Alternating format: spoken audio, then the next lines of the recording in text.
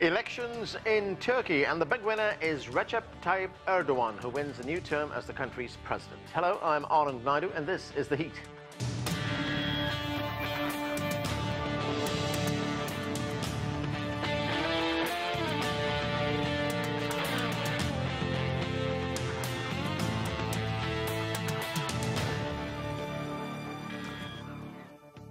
Millions of voters went to the polls in Turkey on Sunday in major presidential and parliamentary elections. President Erdogan won re-election as president after a hard-fought, competitive electoral contest.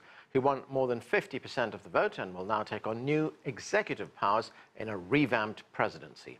Erdogan's AK party and its alliance partners have also won a parliamentary majority in legislative elections. We begin with this report from CGTN's Michal Bardavid. There was a buzz in the air across Turkey on Sunday as Turks hit the polls for presidential and parliamentary elections. Opposition supporters were especially excited as exit polls suggested CHP candidate Muharrem İnce would finish second and face Erdogan in runoff battle. However, early on Sunday evening, the state-run Anadolu news agency declared Erdogan the outright victor, surpassing 50% of the vote.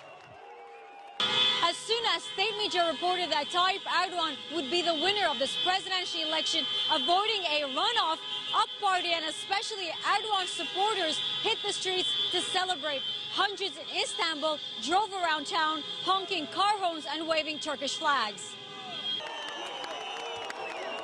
An Erdogan win means Turkey will move forward with a shift to a presidential system, which will give him much more executive power. The Prime Minister's office will be abolished and Erdogan will have the right to appoint ministers and judges. From now on, it's time for the President and the Parliament to do more work. Now, it is time to leave behind the arguments, conflicts, and resentments of election time and focus on the future of our country. Opposition leaders, though, claimed voter fraud and irregularities marred the election. CHP leader Kemal Kılıçdaroğlu says he will follow up with election officials. Sunday's parliamentary elections also carry significance. According to state media results, the Kurdish HDP has passed the 10% threshold needed to get representation in the Turkish parliament. This means the AK Party and MHP Nationalist Movement Party would not have enough seats on their own to make constitutional amendments. With elections over and no runoff to campaign for, the Turkish government and its newly re-elected president will likely need to focus on the country's troubled economy and the tumbling Turkish lira, one of the key issues driving voters at the ballot box.